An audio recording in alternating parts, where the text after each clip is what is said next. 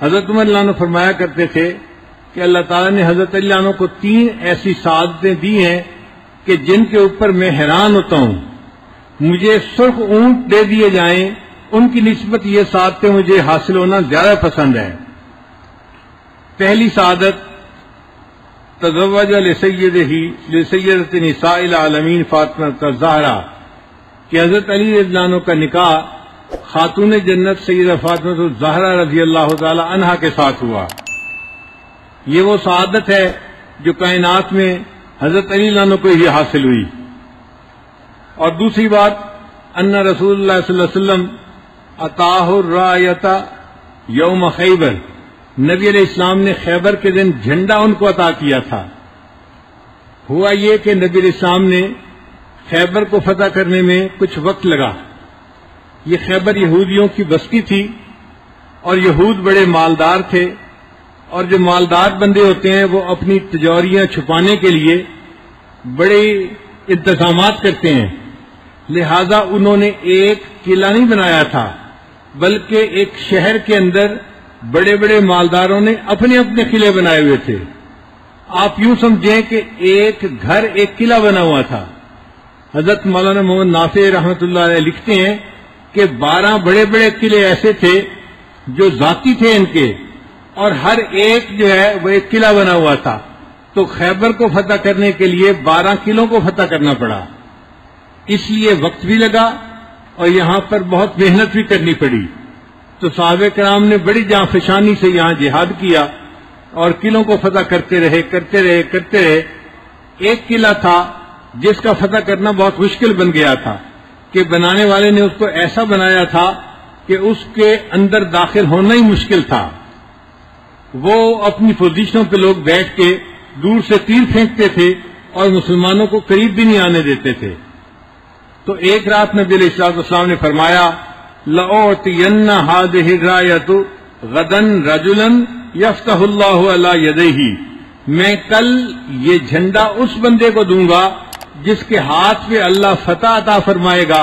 وہ بندہ اللہ اور اس کے محبوب کو پسند ہوگا، اور وہ بندہ اللہ اور اس کے محبوب سے محبت کرنے والا ہوگا.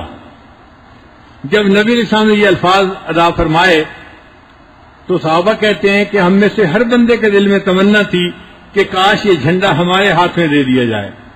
ساری رات ہم یہی سوچتے رہے کہ دیکھتے ہیں کہ یہ کس خوش قسمت کے ہاتھ میں جاتا ہے.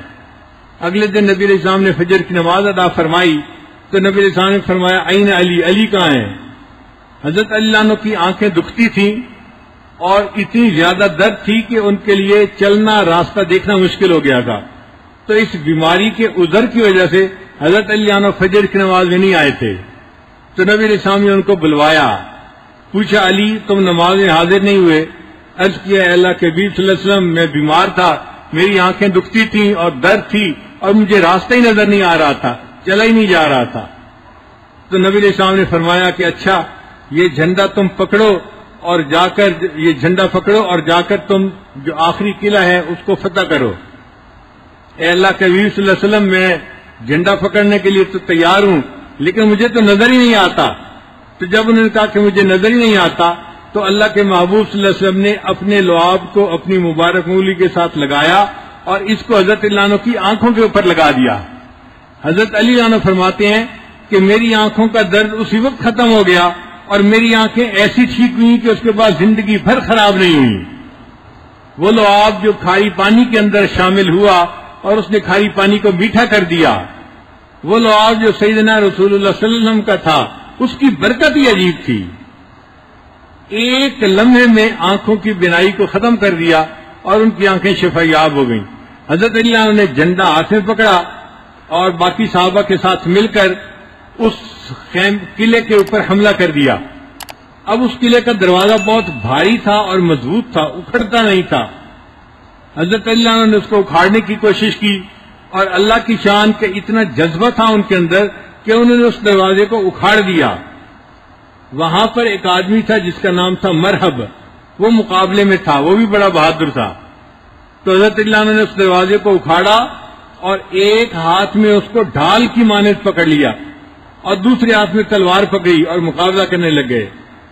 اللہ کی شان کے حضرت علی عنہ کو اللہ تعالیٰ نے فتح عطا فرمائی ایک صحابی کہتے ہیں کہ پھر حضرت علی عنہ نے اس دروازے کو دور پھینک دیا. میں دوسرے دن 7 بندوں کو ساتھ لے کر گیا کہ ہم جا کر دیکھیں کہ دروازے کا وزن کتنا ہے. ہم 8 بندوں نے مل کر دروازہ اٹھانے کی کوشش کی. ہم 8 بندے اس دروازے کو نہ اٹھا سکے.